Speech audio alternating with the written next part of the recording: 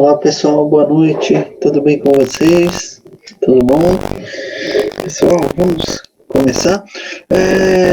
Pessoal, é o seguinte, hoje, aqui em Fenômenos de Transporte, tá? Nós daremos sequência aqui no estudo da equação de energia, tá ok? Então hoje nós vamos aqui resolver alguns exercícios, tá? Envolvendo aí a equação de energia. Ainda, né, pessoal, com as 6 hipóteses simplificadoras de Bernoulli, tá bom? Tudo bem? Então, na última aula nós vimos, né, a definição aí da equação de energia, apresentando lá as 6 hipóteses simplificadoras de Bernoulli, né? Então, nós vimos as 6 hipóteses. Lembrem, pessoal, o que Bernoulli impõe? Regime de escoamento permanente, né? Fluido incompressível, ok? O fluido ideal, né? Ou seja, aquele que não apresenta as perdas por atrito, legal? Propriedades uniformes aí nas seções de escoamento, um sistema, né? Sem troca de calor, né? Entre o sistema e o meio externo, legal? E sem a presença de máquinas, tá? Então, hoje, pessoal, nós ainda vamos trabalhar aí com essas 6 hipóteses simplificadoras, legal? Na semana que vem, na próxima aula, nós vamos tirar a hipótese do sistema sem a presença de máquina. Então, nós vamos começar aí a avaliar a presença de máquinas aí ao longo do escoamento, tá? E vamos tirar também a hipótese do fluido ideal, né? Vamos começar a trabalhar aí com fluido real, né? Começando aí ao cálculo, a considerar as perdas de carga, tá bom? Tudo bem? Bom, então vamos lá, pessoal. A aula de hoje, então, ainda mantendo as hipóteses simplificadoras de Bernoulli, tá? Então, nós vamos aqui começar com um exercício que ele está lá na disciplina online, tá? Que é o exercício 3, tá? Módulo 5 da disciplina online, ok? Pessoal, vamos lá. O exercício 3, ele fala, ó, água se move com uma velocidade de 5 metros por segundo em um cano com seção reta de 4 centímetros ao quadrado, ok? Aí ele diz, ó, ela desce gradualmente 10 metros, enquanto a seção reta aumenta para 8 centímetros ao quadrado. Aí ele diz, sabendo que a pressão antes da descida é de 1,5 vezes 10 à quinta PA, determine a velocidade da água depois da descida, e aí ele quer a velocidade em metros por segundo, e a pressão aí depois da descida, né? Ele quer aí a pressão em PA, em Pascal. Legal?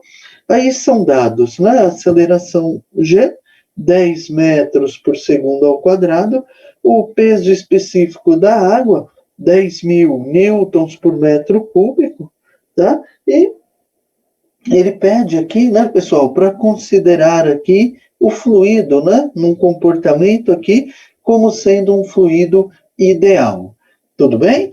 Então, pessoal, ele fala, nós temos aqui em cima a seção 1, né, dentro aqui dessa tubulação está escoando água, né, onde a seção 1 está 10 metros, né, acima aí do nível da seção 2.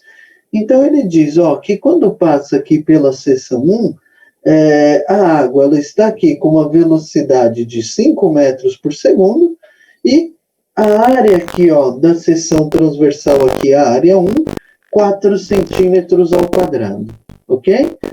Daí ele fala, ela desce aqui gradualmente, né, 10 metros e quando a água desce aqui na seção 2, há um aumento aqui de expansão, né, aonde a seção aqui embaixo ela tem uma área, né, igual a 1 centímetro quadrado.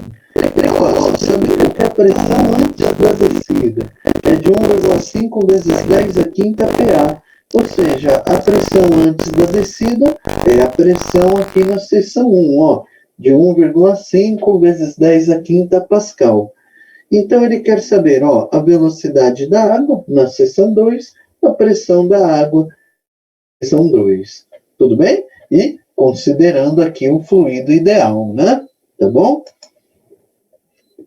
Bom, então vamos lá, pessoal. Primeira coisa, né? Então, nós vamos ter que determinar aqui a velocidade em 2 e a pressão em 2.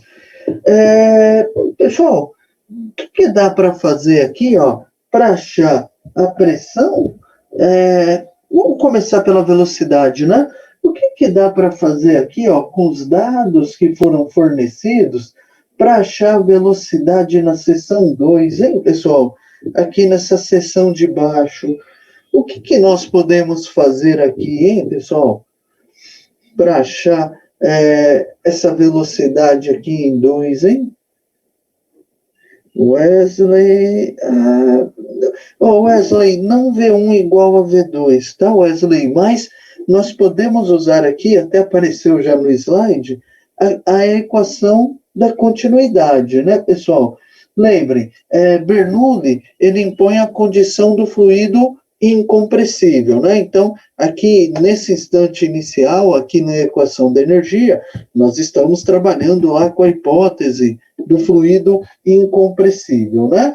Então, lembrem, pessoal, sendo aqui o fluido incompressível, nós podemos aplicar aqui na equação da continuidade, né, que a vazão em volume na seção 1 é igual a vazão em volume na seção 2.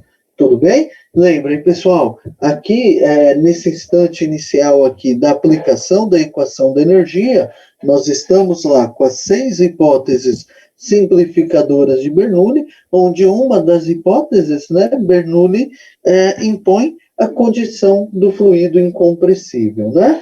Então, nós temos aqui, ó, pela equação da continuidade, lembrem que a equação da continuidade, ela trata que a vazão em massa na seção 1 igual a vazão em massa na seção 2, porém, por se tratar aqui de um fluido incompressível, nós podemos afirmar também que a vazão em volume na seção 1 será igual à vazão em volume na seção 2. Tudo bem? Ou seja, ó, pessoal, lembre, vazão em volume, velocidade média vezes área. Né? Ó, ele deu a velocidade 1, ele deu a área 1, ele deu a área 2, né, pessoal? Se nós olharmos aqui, ó, a única incógnita é a velocidade média na seção 2. Tudo bem? Ou seja, ó, nós teríamos velocidade média 1 vezes área 1, dividido pela área 2, igual a velocidade média na seção 2. Tudo bem? Ok? Aqui, pessoal, observem o seguinte, nós vamos trabalhar aqui com uma relação entre as áreas. Área 1 dividido pela área 2, né? Porque vocês vão me perguntar, poxa, professor, mas está deixando a área aí em centímetro quadrado, né? Ó, área 1, 4 centímetros ao quadrado. Área 2, 8 centímetros ao quadrado. Por que não está passando a área aqui, ó, para metro ao quadrado, né? Vamos entender o seguinte, pessoal. Quando eu faço aqui área 1 dividido por área 2, entendam aqui, pessoal, que nós estamos trabalhando com uma razão entre as áreas, né? Então, eu vou colocar aqui, olha, 4 dividido pela área 2, 8 centímetros ao quadrado, né? Então, 4 dividido por 8 vai dar aqui meio, né? A relação aqui entre as áreas. Então, pessoal, independente aqui da unidade que eu trabalhar aqui, a razão, área 1 dividido por área 2, vai ser sempre meio. Pode estar em centímetro quadrado, em metro quadrado, milímetro ao quadrado, polegada ao quadrado. A razão aqui, quando eu pegar A1 dividido pela área 2, a razão entre elas é meio.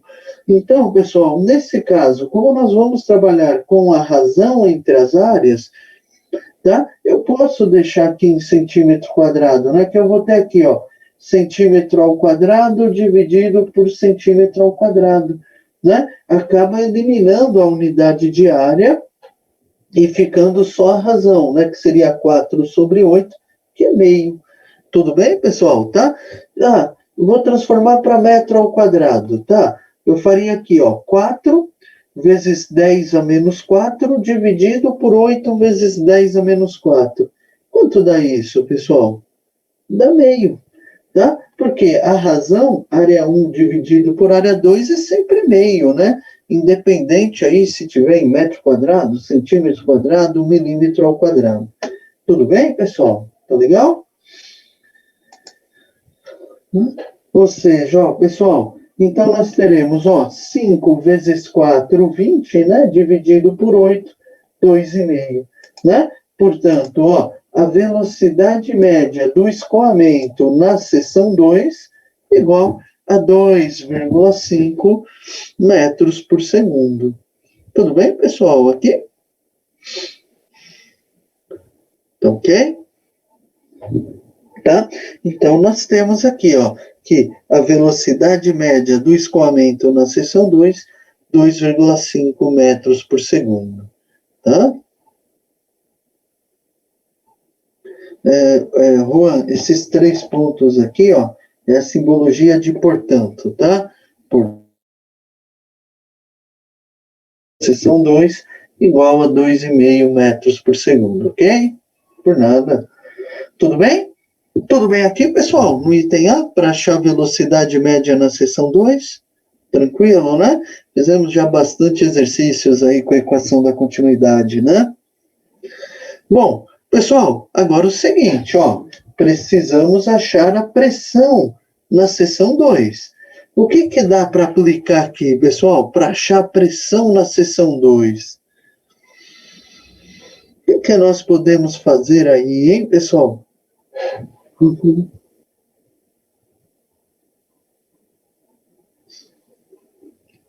Bom, pessoal, é o seguinte, ó, nós aplicamos a equação da continuidade, né, para achar a velocidade.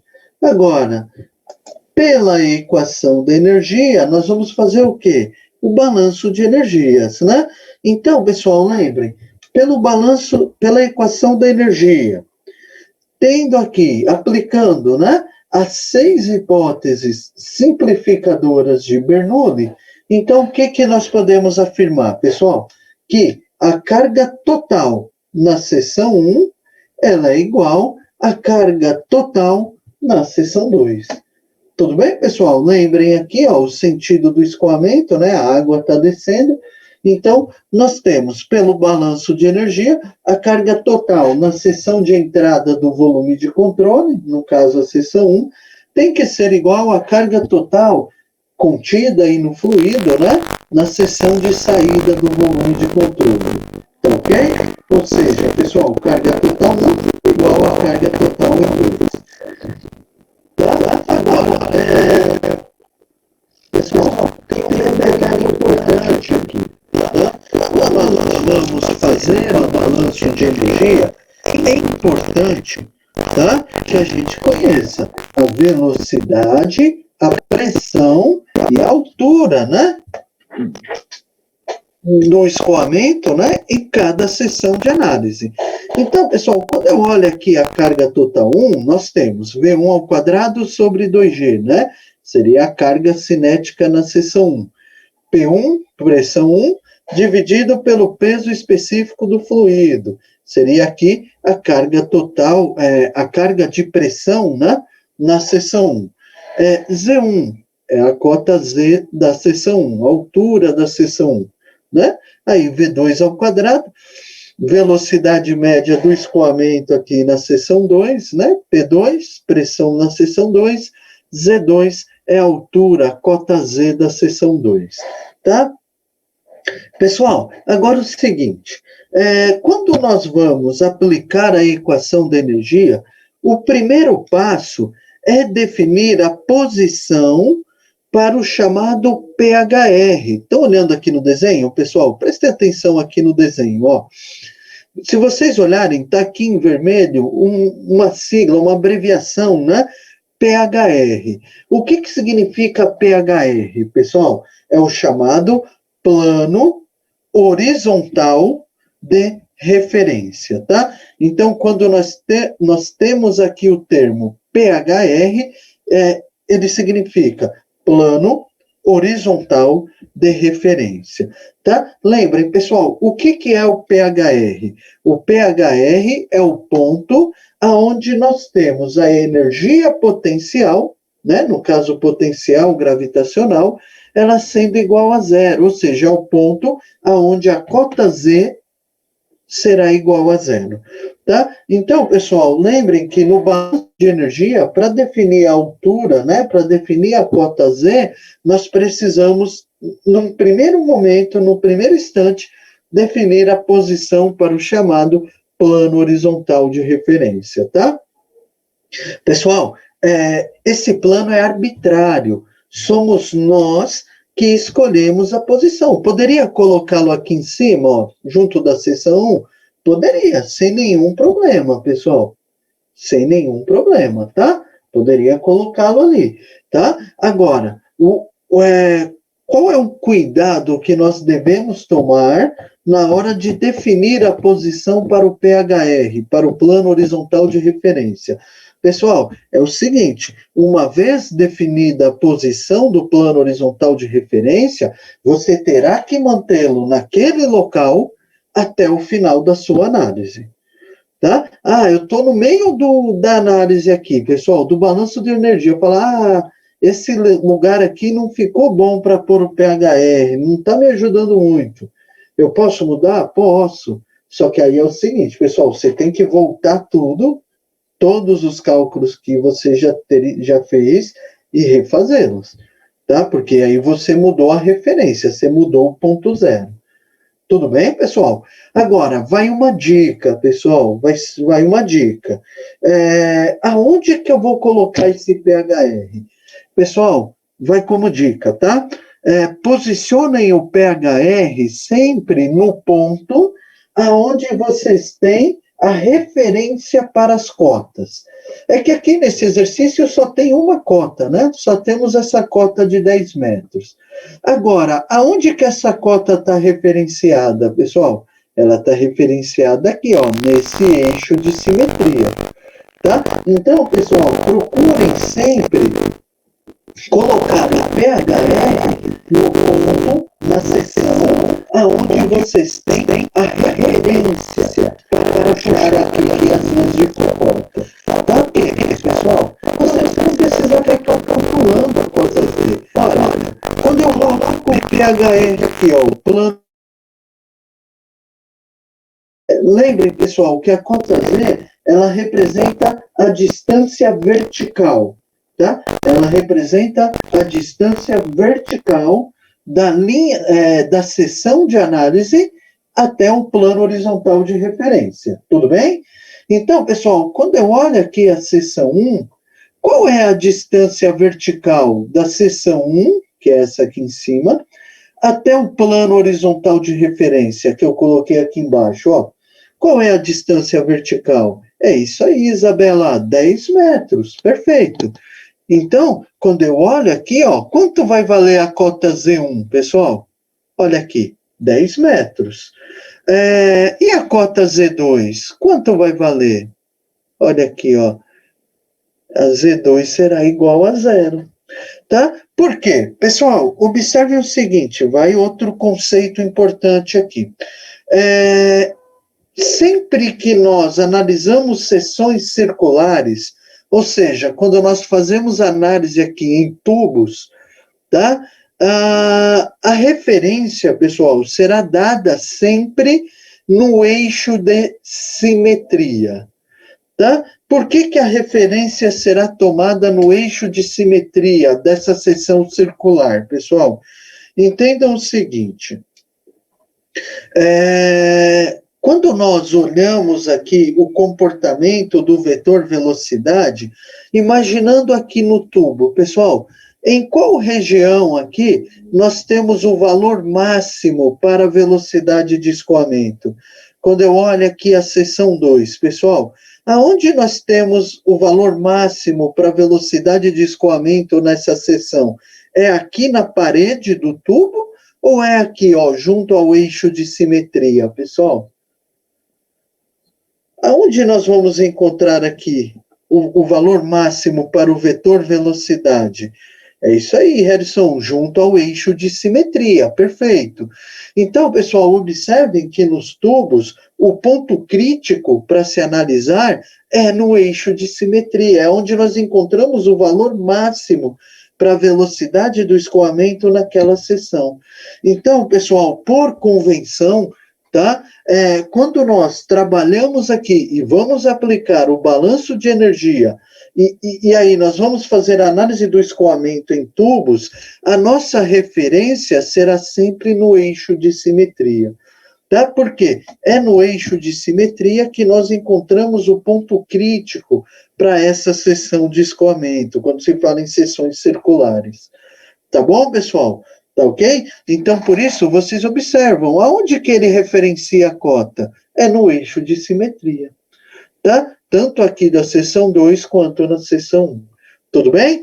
Então, pessoal, observem, quando nós fixamos aqui o PHR, o plano horizontal de referência, bem nesse eixo de simetria, qual é a distância vertical da seção 1 até o plano horizontal de referência? Olha a cota indicando aqui, ó, pessoal, 10 metros. Precisei calcular a cota Z? Não. Olhei no desenho, como eu fixei o PHR bem na referência aqui dessa cota, ó, então a cota Z1 será igual a 10 metros. E a cota Z2, pessoal? Quanto será a cota Z2? Ó, a cota Z2 será igual a zero. Por que zero?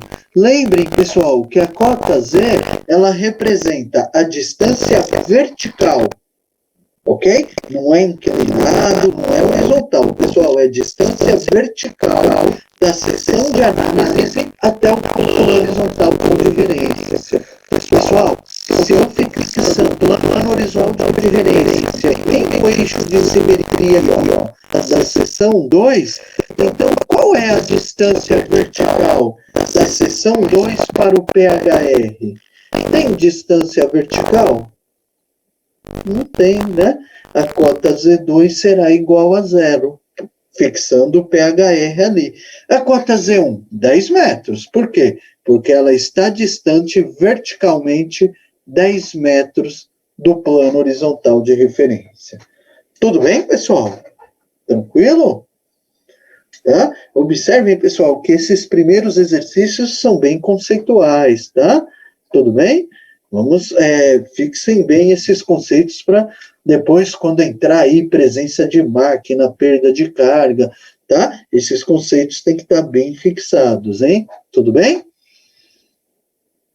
Bom, pessoal, voltando aqui na análise da equação de energia, então nós temos, ó, V1 ao quadrado sobre 2G, ó, a velocidade do escoamento na seção 1 foi dado aqui, ó, pessoal, 5 metros por segundo, então 5 ao quadrado, ó, ele mandou adotar aqui G igual a 10 metros por segundo ao quadrado, né? Então teremos 5 elevado ao quadrado sobre 2 vezes 10, mais pressão na seção 1, 1,5 vezes 10 à quinta PA, dividido aqui por 10.000, que é o peso específico da água, mais 10, né? Então, a cota Z1, fixando o PHR aqui, a seção 1 está distante verticalmente 10 metros do plano horizontal de referência, mais 10. Igual a velocidade média do escoamento na seção 2, elevado ao quadrado, nós calculamos aqui, ó, pessoal, velocidade média 2,5 metros por segundo, né? Então, teremos aqui, ó, 2,5 ao quadrado, dividido por 2 vezes 10, né?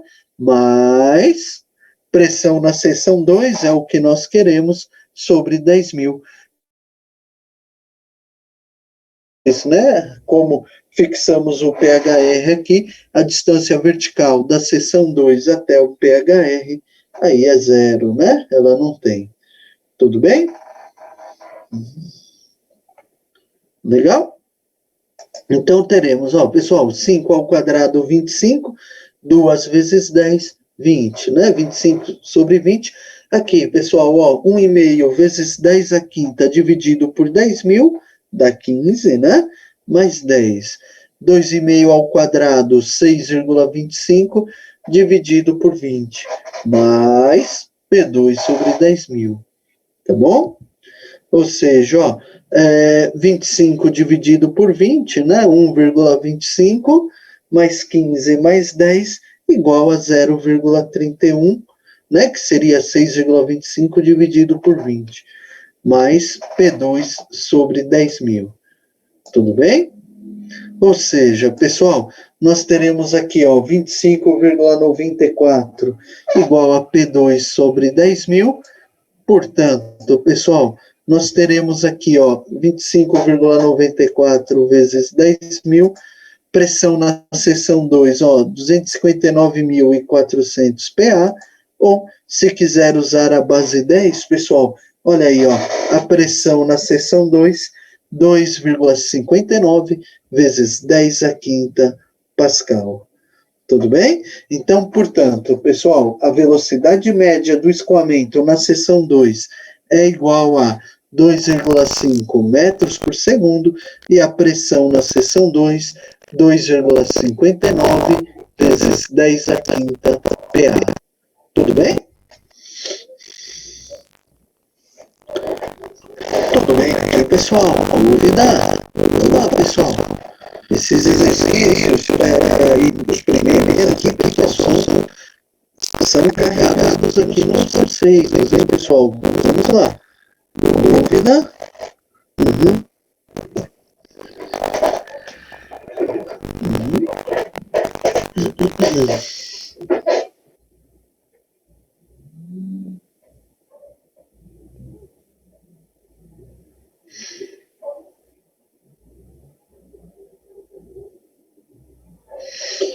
Dúvida aqui, pessoal, tudo bem? Todos acompanharam a linha de raciocínio?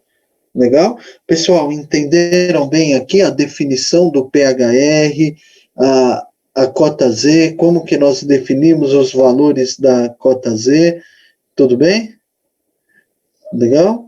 Sim, Eduardo, é o primeiro exercício da noite, sim, tá, Eduardo? Esse é o primeiro, tá? Tudo bem? Tá? Pessoal, então, ó, lembrem, o PHR é o chamado plano horizontal de referência, tá?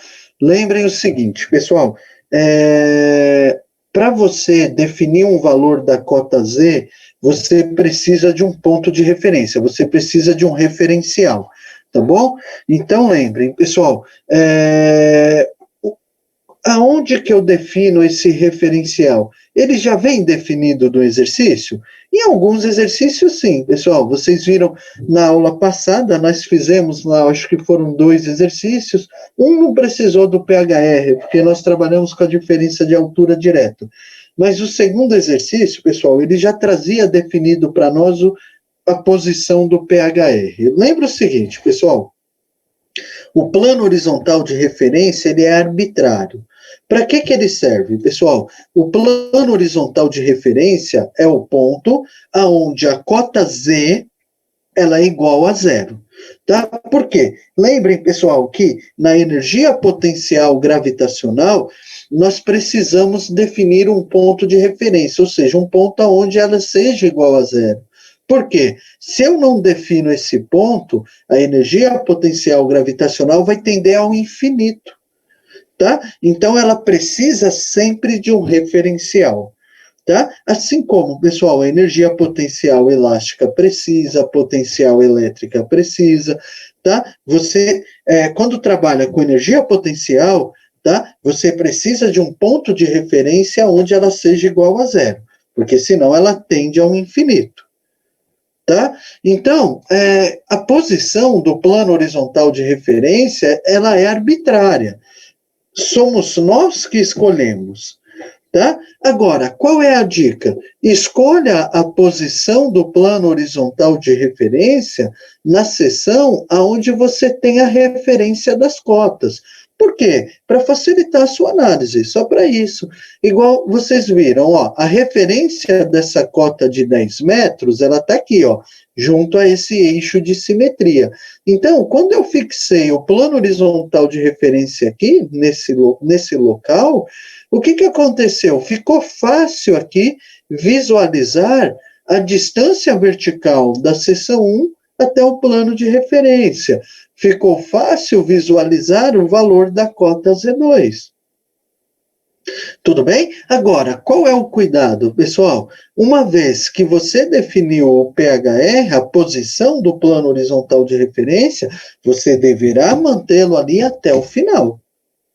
Tá? Você não pode, no meio do exercício, querer mudar essa posição, porque senão todos os cálculos que você fez, você tem que refazer.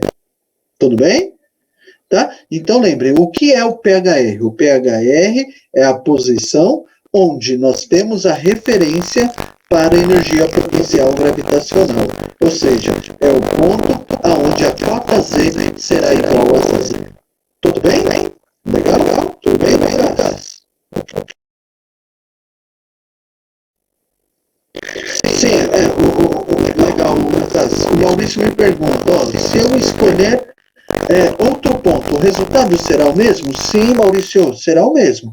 A pressão na seção 2 será 2,59 vezes 10 à quinta, a velocidade 2 será 2,5 metros por segundo. O resultado não muda, tá, pessoal? O resultado final é o mesmo. Por isso que eu disse aquela hora, a posição do plano horizontal de referência é arbitrária. Porque, independente do local que eu colocá-lo aqui, o resultado final será o mesmo. A pressão na seção 2, a velocidade 2, a pressão na seção 1, a velocidade na seção 1, elas serão as mesmas, elas não mudam, tá bom? Agora, precisa do plano de referência para que você tenha a seção onde a cota Z seja igual a zero, e aí a gente possa fazer o balanço aí da energia potencial gravitacional. Tudo bem? Eu poderia colocar aqui em cima na seção 1? Poderia, sem nenhum problema. Agora, qual o cuidado que você precisaria tomar se colocasse o PHR aqui na seção 1? É que aí a cota Z1 seria igual a zero, né? Uma vez que o PHR estaria aqui, então essa cota Z1 seria igual a zero, e como a seção 2 ela estaria abaixo do plano horizontal de referência, a cota Z2 seria igual a menos 10 metros. Como se fosse, pessoal, você tem lá o plano cartesiano, o eixo X, o eixo Y, né? Quando você olha o eixo vertical, acima ali do eixo X, você tem os valores positivos para Y, não é isso? Abaixo do eixo X, né, quando eu olho no plano cartesiano, nós temos os valores negativos para o eixo Y. Se eu fixasse o PHR aqui, ó, junto à seção 1, poderia fazer isso? Poderia, sem nenhum problema. O que iria mudar? A cota Z1, ao invés de ser mais 10, ela seria zero. Tá? E a cota Z2, ao invés de ser zero, seria menos 10. Isso que iria mudar na sua análise. Tá bom? Não, Eduardo. O Eduardo me pergunta, né, se a escolha do PHR só se enquadra no fluido ideal. Não, Eduardo, ela se enquadra para qualquer fluido, porque a posição do PHR, ela só influencia na carga potencial gravitacional. Tá? Ela só vai definir aqui o valor da cota Z. Ela não influencia na pressão nem na velocidade, tá bom? Tudo bem? Uhum. 10 centímetros, Lucas? Como assim? 10 metros, não? Não, ele não é arbitrário, tá, Lucas? Você tem que olhar o desenho aqui, ó, tá? Então, a figura te informa que a distância vertical entre as duas seções é igual a 10 metros. Tudo bem? Tá? O 10, ele veio aqui do desenho, tá? Da informação aqui do enunciado, tá bom? Ele não foi arbitrário, tá? Ele é uma informação do desenho, da instalação. Tá legal? Tudo bem, pessoal? ok? Então tá bom. Pessoal, é o seguinte, nos próximos exercícios, nós vamos precisar agregar aqui mais um conceito, que são as escalas de pressão, tá? Por quê?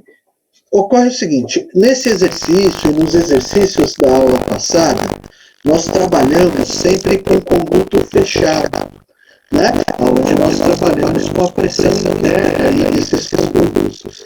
Tá? Agora, acontece o seguinte, se o conduto estiver aberto, se eu tiver um tanque, por exemplo, ele está aberto à atmosfera, como é que eu analiso a pressão? Então, pessoal, é o seguinte, para fazer essa análise de pressão, nós temos aqui que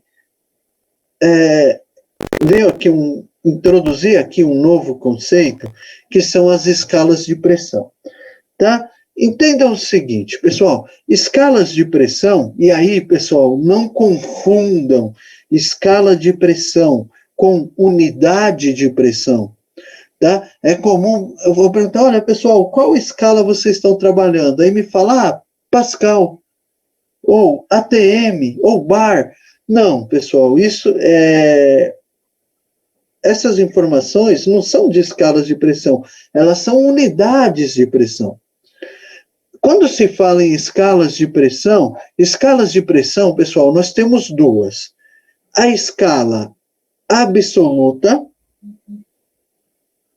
tá? Onde a escala absoluta é a escala onde ela usa como referência o zero absoluto, ou o chamado vácuo perfeito, tá? E a segunda escala de pressão é a chamada escala efetiva ou relativa.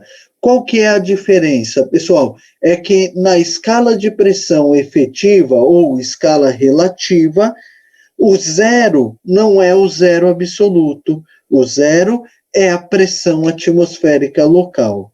Tudo bem? Então, pessoal, assim como nós temos, e aí nós vimos, né, lá em termodinâmica, lá no comecinho do semestre, as escalas de temperatura, né, escala Celsius, escala Fahrenheit, escala Kelvin. Então, nós vimos que a escala Kelvin é uma escala absoluta, né? Por quê? A escala Celsius, a escala Fahrenheit eram as chamadas escalas efetivas ou relativas, né? Porque o zero dessas escalas não é lá o zero absoluto, né? No caso, por exemplo, da escala Celsius, é o ponto de fusão do gelo. Então, pessoal, quando se fala nas escalas de pressão, nós também temos a escala absoluta e nós temos a escala efetiva ou relativa. A diferença básica, pessoal, ela está no ponto de referência. A escala absoluta, né, a chamada pressão absoluta, ela usa como referência o chamado zero absoluto, ou vácuo perfeito. Seria o ponto onde nós temos lá o zero Kelvin. Lembrem, pessoal, que o zero absoluto é o ponto onde nós teríamos a menor temperatura, a menor pressão, né? Zero Kelvin, quando se fala em pressão, seria o zero absoluto, tá? A escala efetiva de pressões, pessoal, ela usa como referência a pressão atmosférica local, tá? Então, o que acontece? Pessoal, deixa eu pegar o próximo slide aqui, que é um gráfico, que fica melhor para vocês enxergarem, ó. Quando se fala aqui na escala absoluta, observe o seguinte, a referência é o zero absoluto, né? Então, por exemplo, pessoal, imaginem que aqui, ó, tem um ponto 1. Nós fôssemos determinar a pressão nesse ponto 1. Se nós formos determinar a pressão absoluta nesse ponto 1, então observem que a referência seria no zero absoluto, né? Então, o que aconteceria aqui? Olha o valor da pressão 1 na escala absoluta. Ó, a referência estaria aqui no zero absoluto. Tá? E se eu quero o valor efetivo da pressão comum? Olha a referência onde está. Olha aqui, ó, pessoal. A referência é dada em relação à pressão atmosférica local. Tá? É a mesma coisa, ó, pessoal, se nós tivéssemos o ponto 2. O zero absoluto, ele está aqui. Então, nós teríamos aqui a pressão no ponto 2, aqui absoluta. E a efetiva no ponto 2? Ela está aqui. Como a pressão P2, pessoal, ela seria aqui, nesse caso, inferior à pressão atmosférica, né? Ó, tudo bem? Então, pessoal, falando aí na escala efetiva, ela admite valor positivo, a escala efetiva admite valor negativo. Tá? Quando nós temos um valor de pressão negativa na escala efetiva, alguns costumam falar aí em vácuo, tá? Mas lembrem que o vácuo seria a ausência total, né, das partículas. Tecnicamente, pessoal, quando se trabalha com uma pressão com um valor inferior ao valor da pressão atmosférica, nós chamamos aqui, o termo técnico, né, é a chamada depressão, tá? Quando você está com uma pressão inferior aqui ao valor da pressão atmosférica local, tá? Se você pegar na escala efetiva, como ela está inferior à pressão atmosférica, essa depressão, né, ela teria aqui um valor negativo. Tá? Então, pessoal, observem que as escalas de pressão, quando você fala escala absoluta e escala relativa ou efetiva, entendam que a diferença entre elas está na referência. Tá? A escala absoluta, ela usa como referência o zero absoluto, o chamado vácuo perfeito. Tá? A escala efetiva, pessoal, ela usa como referência a pressão atmosférica local. Tudo bem? Então, pessoal, observe o seguinte. Quando se fala na escala efetiva, quanto vale a pressão atmosférica local para a escala efetiva, pessoal? Ó, sendo aqui a pressão atmosférica, olha aqui, pessoal, ela não é o ponto de referência para a escala efetiva. Então, pessoal, se a pressão atmosférica ela é o ponto de referência para a escala efetiva, então, na escala efetiva de pressões, nós teremos pressão atmosférica sendo igual a zero. Pessoal, observem que estou falando de valor efetivo, não de valor absoluto. Tá? Aí você vai falar, poxa, professor, mas a pressão aqui não é zero atmosférica, né? Não é zero. Sim, não é zero. Não. Por quê? Quando você olha aqui no gráfico, ela tem um valor absoluto. Ó, a pressão atmosférica está aqui em cima, o zero absoluto está aqui embaixo. Ela tem um valor absoluto, ok? Só que, quando se fala em escala efetiva ou relativa, como a pressão atmosférica ela é o ponto de referência para a leitura das demais pressões, então, pessoal, para a escala efetiva, a pressão atmosférica será igual a zero. Para a escala efetiva, pessoal, lembrem, ela tem valor absoluto, só que para a escala efetiva, a pressão atmosférica será sempre igual a zero. Tudo bem? Agora, vem a pergunta. Pessoal, nós damos preferência para essa escala efetiva. Por quê? Simplicidade de cálculo, pessoal. Simplesmente. Tá? Porque é o seguinte, pessoal, porque na engenharia, na área técnica, nós damos preferência para a escala efetiva? Entenda o seguinte, pessoal,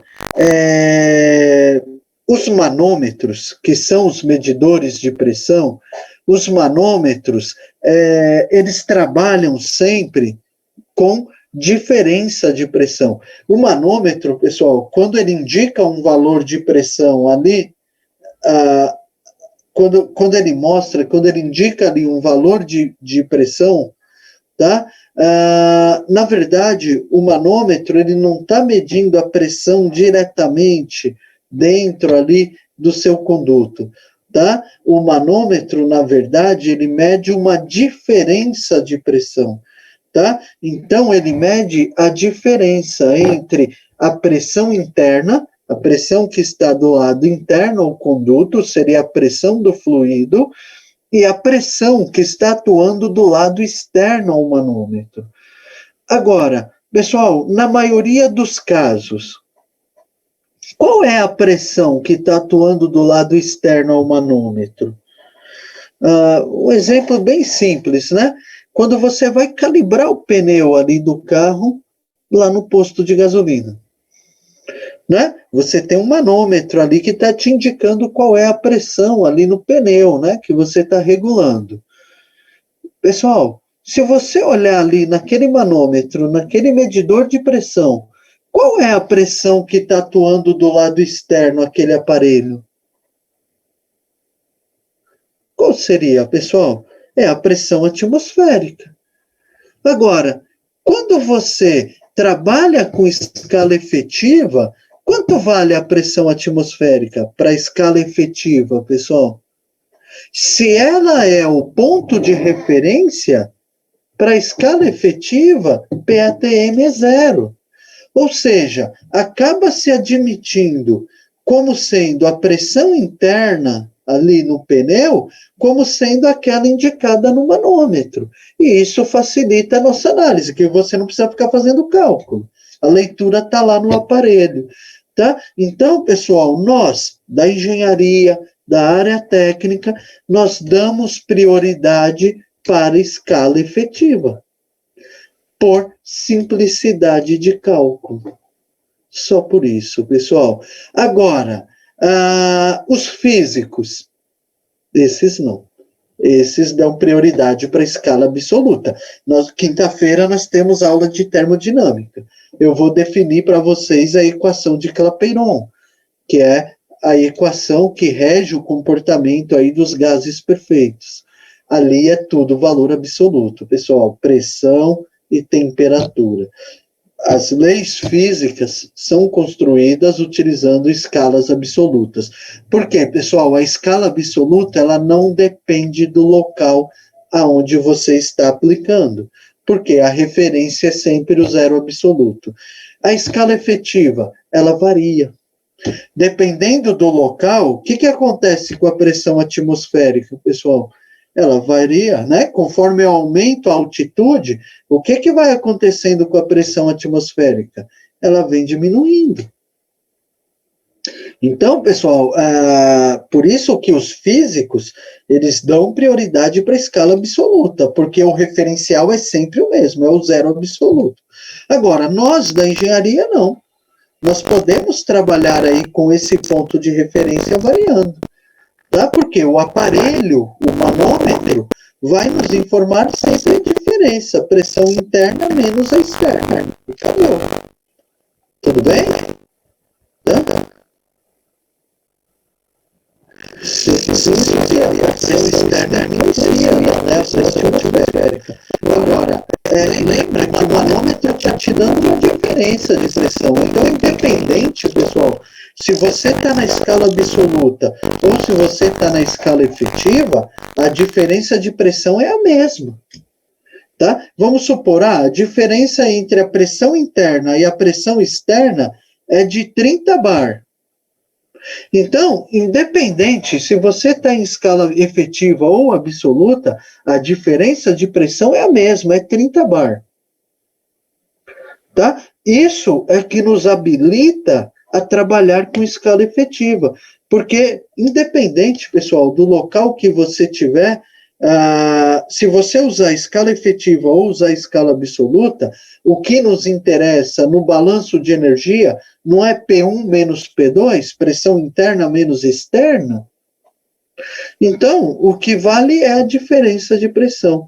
E a diferença de pressão é independente. Pode estar na escala absoluta, pode estar na escala efetiva. A diferença entre a pressão interna e a pressão externa é a mesma. Tudo bem? Tá? Bruno, lembra que aqui, ó, vamos voltar aqui no gráfico, ó. Lembra, Bruno, que a pressão atmosférica, o valor efetivo é considerado zero, porque ele é a referência. Mas ele é zero? Ele não é zero. Ele tem um valor absoluto. Olha a pressão atmosférica aqui em cima, olha o zero absoluto aqui embaixo. A pressão atmosférica é zero? Não é. O valor absoluto não é zero, pessoal. Entendam isso. O manômetro, ele está te dando uma diferença. Pressão interna menos a externa. A pressão, ela tem um valor absoluto aqui, ó. A pressão atmosférica não está aqui embaixo, ó, no zero absoluto. Ela está aqui em cima. Tá? Quando eu vou, vamos pegar um valor conhecido, ao nível do mar, nós temos lá a pressão atmosférica, 1 atmosfera, 1 atm. Porém, se eu for trabalhar ali no nível do mar, com escala efetiva, vou considerar PATM igual a zero. Por quê? Porque ela vai ser o ponto de referência. Agora, o valor absoluto é zero? Não é. O valor absoluto é 1 atmosfera. Tudo bem, pessoal? Por isso que o manômetro vai te indicar um valor. Tá bom? Porque você tem uma diferença entre a pressão interna na sua instalação e a pressão que está atuando do lado externo, que é a atmosférica. Legal, pessoal? Tudo bem?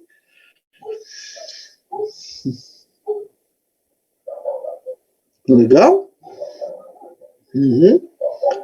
Tá? Então, pessoal, agora, como é que nós relacionamos a pressão absoluta com a efetiva? Olha aqui, pessoal, ó, lembrem, a pressão absoluta, ela é dada pela soma, pressão na escala efetiva mais a pressão atmosférica local.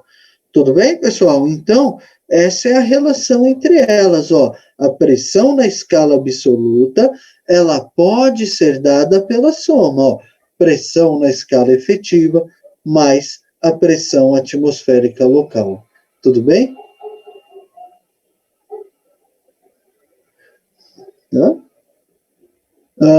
Maurício, por que usar o absoluto? Porque o valor absoluto, Maurício, ele independe do local aonde você aplicar, né? Observa aqui no gráfico, Maurício, ó, aqui, ó, o zero absoluto ele é fixo, ele é no chamado vácuo perfeito, tá? Observa que a pressão atmosférica ela pode variar de acordo com o local onde você estiver. Por exemplo, você tem a pressão atmosférica no nível do mar. Quando você pega aqui em São Paulo, está na altitude maior, essa pressão atmosférica ela varia. Então, ela varia, o referencial aqui, ele fica oscilando. Tá? Quando se fala em valor efetivo, tá bom? Agora, quando se fala em valor absoluto, o referencial não muda, ele está sempre no mesmo local. Então, por isso que as leis físicas, todas elas são definidas em escalas absolutas, porque independente do local que você for aplicar essa lei, o ponto de referência é o mesmo, ele não muda. Tá? Agora, quando você trabalha com escala efetiva de temperatura ou de pressões, lembra que esse ponto de referência ele fica oscilando aqui, ó. Tá bom? Então, se você muda o local, logo você muda o valor da sua referência. Tá bom? Então, para que o valor, o resultado, ele seja aceito, né? E seja válido em qualquer local, aí, para definir as leis físicas, o referencial tem que ser fixo, ele não pode ficar oscilando aqui. É diferente do cálculo que nós vamos fazer, que é o balanço de energia, onde para nós o que vai interessar é a diferença, não é o valor de P1, não é o valor de P2, mas sim a diferença, P1 menos P2 ou P2 menos P1, dependendo do sentido do escoamento. Tá bom? Tudo bem, Maurício? Legal? Agora, na física não tem jeito, pessoal. Lá é sempre valor absoluto, tá bom? Tudo bem? Para se definir as leis. Tá? Tá? Então, pessoal, aqui na área técnica, nós vamos dar, então, prioridade para a pressão efetiva ou relativa. Só por facilidade de cálculo, tá, pessoal? Vocês vão ver nos exercícios que facilita muito, tá bom? Se trabalhar com pressão com escala efetiva de pressões. Legal?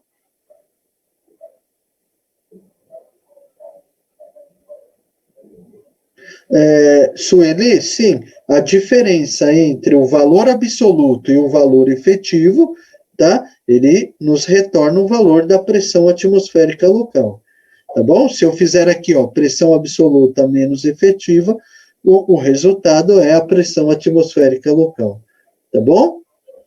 Uhum. Tá? Então, pessoal, por nada, ó, só algumas observações, tá? Ó, pessoal, a pressão atmosférica, ela é também chamada de pressão barométrica, né? Por quê, pessoal? Qual é o aparelho utilizado para se medir a pressão atmosférica? O nome do aparelho é o chamado barômetro, tá? Então, o barômetro que é usado, o aparelho, né, usado aqui para medir a pressão atmosférica local, tá bom? Então, a pressão atmosférica é também chamada de pressão barométrica, tá? E ela varia aí com a altitude, tá bom?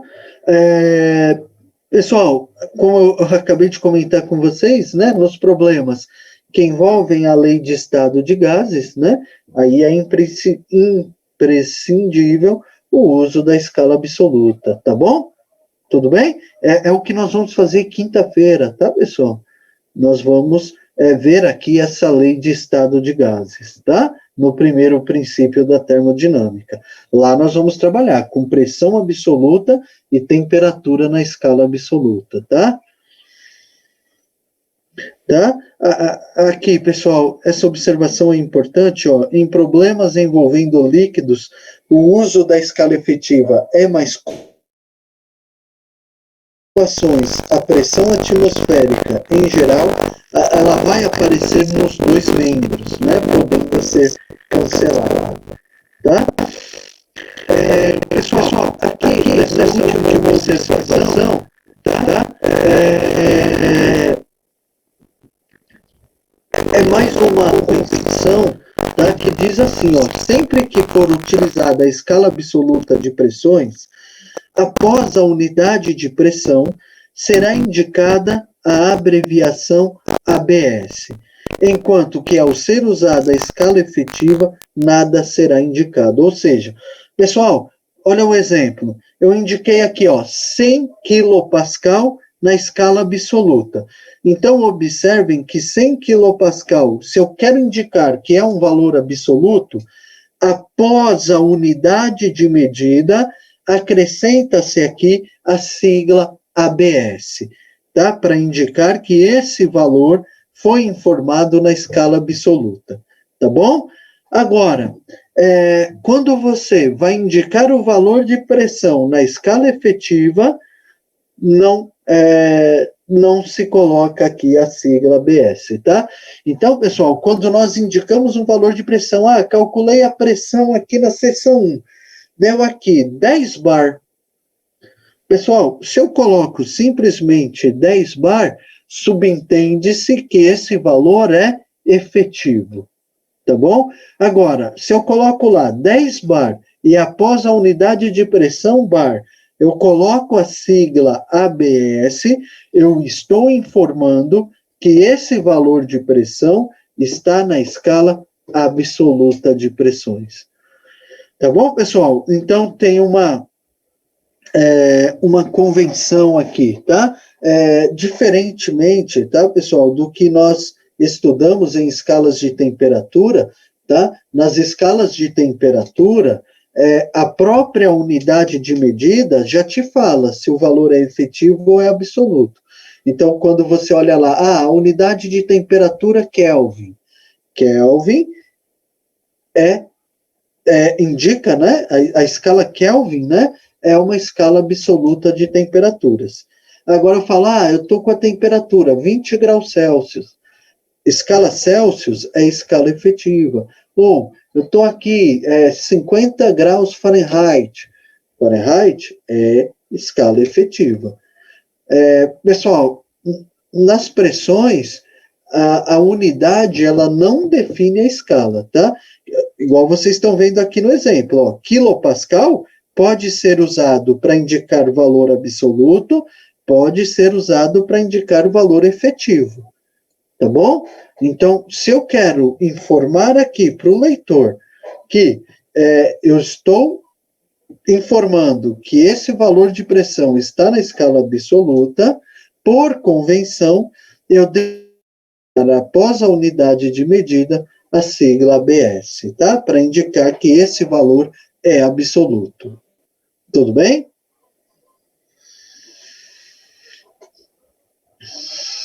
Tudo bem, pessoal? Ok? Tá? Então, pessoal, para fechar aqui, ó, lembrem o seguinte, hein? Escalas de pressão, então temos duas. Escala absoluta, a referência é o chamado zero absoluto ou vácuo perfeito. Escala efetiva. Escala efetiva, a referência é a pressão atmosférica local, tá? Para escala efetiva, a pressão atmosférica será sempre igual a zero. Agora, lembrem, o valor da pressão atmosférica absoluto é zero? Não, pessoal, não.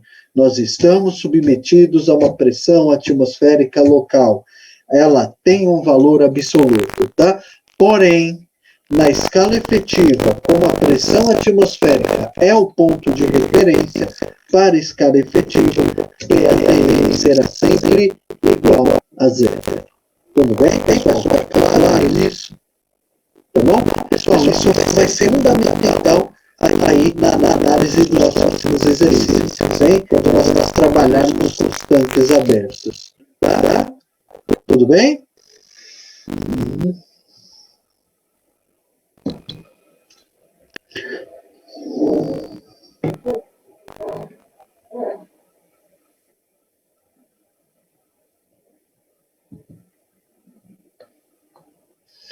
Tá bom? Tudo bem, pessoal? Alguma pergunta sobre as escalas de pressão?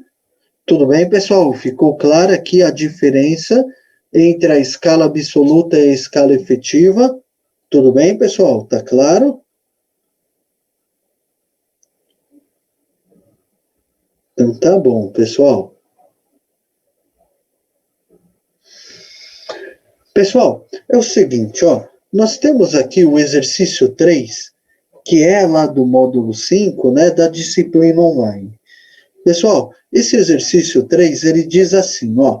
Abaixo é representado um sifão com diâmetro de 1 centímetro, por onde escoa água.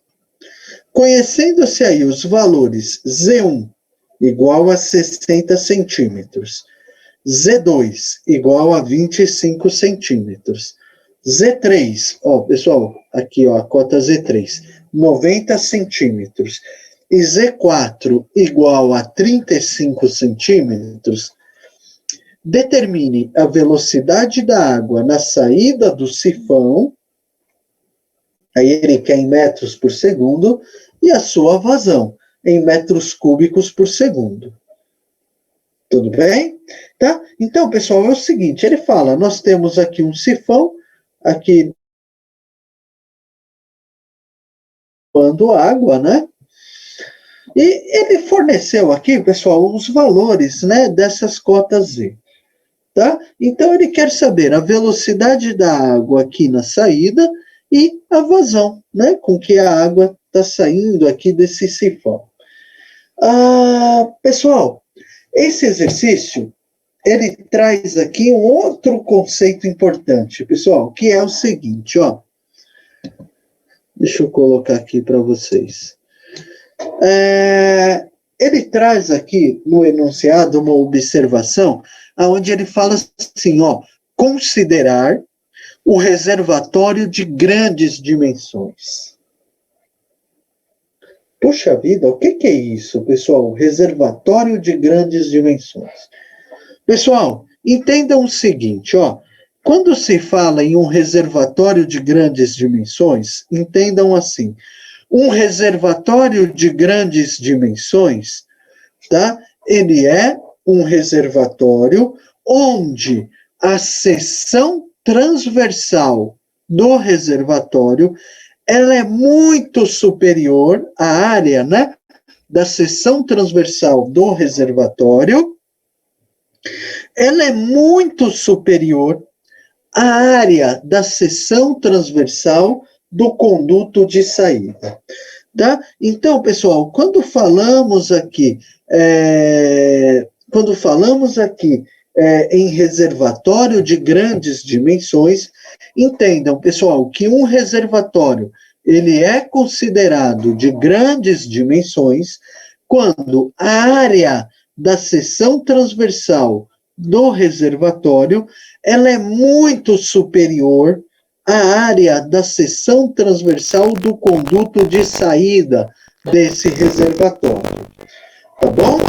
Agora, pessoal, o que isso vai influenciar na nossa análise? Vamos dar uma olhada aqui. Ó, um reservatório de grandes dimensões é aquele cuja área da seção transversal é muito superior à área da seção transversal do conduto de saída. Ou seja, pessoal, quando eu olho aqui, ó, a área, imaginem essa situação, ó, a área da seção 1, ela é muito superior à área dessa seção 2 aqui, ó, tá? A área da seção 1 sendo aqui, ó, muito superior ao valor aqui da área da seção 2. Tudo bem? Tranquilo aqui, pessoal? Agora, pessoal, o que isso vai influenciar? Ó, pela equação da continuidade, considerando o fluido incompressível, nós temos o seguinte, ó, que a vazão em volume 1 é igual a vazão em volume 2. Tudo bem? Ou seja, ó, área 1 vezes a área 1, ela será igual a velocidade média da seção 2 vezes a área da seção 2. Tudo bem? Agora, pessoal, como a área 1 ela é muito superior ao valor da área 2, olha lá, se é um reservatório de grandes dimensões, a área 1 ela é muito superior à área 2. Tudo bem? Então, pessoal, para garantir a aplicação da equação da continuidade, o que nós teremos? Ó, que a velocidade média do escoamento na seção 2, ela será muito superior ao valor da velocidade média do escoamento na seção 1. Ou seja, ó, velocidade média 2, muito superior aqui, ó, ao valor da velocidade média 1. Tudo bem, pessoal, aqui? Porque, ó, se a área 1 é muito superior à área 2, para manter essa igualdade, o que tem que acontecer com as velocidades, pessoal? A velocidade na seção 2 tem que ser muito superior à velocidade média do escoamento na seção 1. Tá correto isso, pessoal? Estão acompanhando essa linha de raciocínio? Tudo bem? Sim, todos enxergaram essa situação entre a área e a velocidade? Lembrem, pessoal, que a velocidade é inversamente proporcional à área, né? Tudo bem? Então, se tem uma redução de área A1 na área 2, tá? Então, logo a velocidade 2 tem que ser superior à velocidade 1 para que você tenha a igualdade, ó, fluxo em volume 1 igual a fluxo em volume 2. Tá? Ivan, a área 1, tá vendo aqui o Z1, Ivan? Aqui, ó, Z1. Então, a área da seção 1 é essa área aqui, ó, do reservatório. Imagine aqui você calculando a área da seção transversal desse reservatório. Tudo bem, Ivan? É onde está a cota Z1 aqui, ó. Tá vendo, ó? Então, seria a área dessa seção aqui. Tudo bem? E a cota Z2, Ivan, ela está onde? Tá vendo aqui, ó, na saída do sifão, ó? Tá? Então, essa aqui, ó, seria a área 2, ó, a área de saída aqui do sifão. Tudo bem, Ivan? Então, você teria a área 1 aqui, a área da seção transversal do reservatório, a área 2, a área da seção aqui de saída, né, do conduto aqui desse sifão. Tudo bem? Legal, pessoal? Ok? Então, pessoal, nesse caso, sendo a velocidade do escoamento dentro do reservatório muito inferior à do conduto de saída, nós poderemos desprezar a velocidade média 1 durante a aplicação da energia. Pessoal, é o seguinte, sempre, tá? Isso é regra, tá, pessoal? Sempre que for identificado um reservatório de grandes dimensões, lembrem, a velocidade média do escoamento dentro do reservatório de grandes dimensões, ela poderá ser desprezada. Tá bom, pessoal? Então, na hora de fazer o balanço de energia, na hora que nós colocarmos lá V1 ao quadrado sobre 2G, mais P1, né, sobre peso específico do fluido, mais E1, pessoal, se o reservatório é de grandes dimensões, essa velocidade 1 poderá ser desprezada. Tudo bem? Por quê? Porque quando você faz o balanço de energia, ela é muito inferior ao valor da velocidade de saída. E observem, pessoal, que no balanço de energia é V ao quadrado sobre 2G. Então, essa diferença entre elas ainda vai ser elevada ao quadrado. Imagine isso, pessoal. Vamos supor, eu tenho aqui 10 metros por segundo na seção 2, na seção 1 eu tenho lá 0,1 metros por segundo. Na hora que eu elevo ao quadrado, esse 10 ao quadrado vira 100. Esse 0,1 vai virar o quê, pessoal? 0,01. Vai aumentar ainda mais essa diferença, né? Na carga cinética. Então, observem, pessoal, isso é regra, tá? Sempre que falarmos em reservatório de grandes dimensões, a velocidade média do escoamento no reservatório de grandes dimensões poderá ser desprezada. Observem, pessoal, ela não é zero, hein? Ela pode ser desprezada, tá? Ela não é zero, tá legal?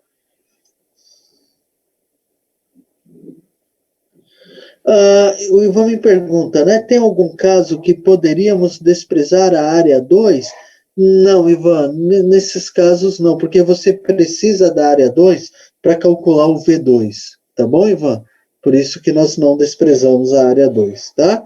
Você precisa dela para definir o V2, tá bom? Tudo bem, pessoal? Pessoal, tá claro? Tá clara a definição de reservatório de grandes dimensões? Lembrem, o que ele vai usar? O que ele vai facilitar? Aqui, ó. Você vai desprezar a velocidade dentro dele. Logo, é um elemento a menos para você aplicar no balanço de energia. Tá bom? Pessoal, é o seguinte, está dando 8h25 agora, tá? Nós vamos fazer assim, nós vamos fazer um intervalo, tá? 8h45 nós retomamos, e aí eu vou retomar aqui com a resolução desse exercício. Tá legal? Tudo bem, pessoal?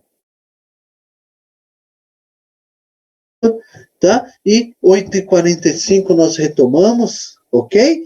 E aí nós vamos retomar com a solução desse exercício aqui, tá legal? Tudo bem?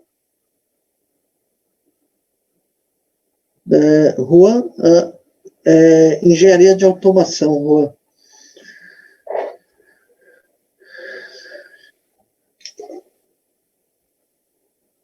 Então tá bom. Pessoal, alguma pergunta? Ficou claro aí o conceito de reservatório de grandes dimensões?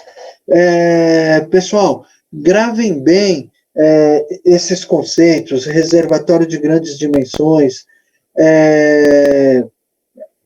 as escalas de pressão, porque daqui para frente, pessoal, todo o balanço de energia, nós vamos ter que buscar esses conceitos, tá legal? Tá bom? Então tá bom. Sim, durante o dia, sim. Sim, de engenharia, sim, tá?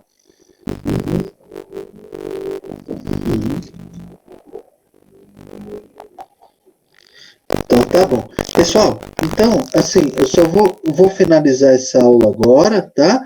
8h45 retomamos com essa solução aí. Tá legal, pessoal? Ok? Uhum.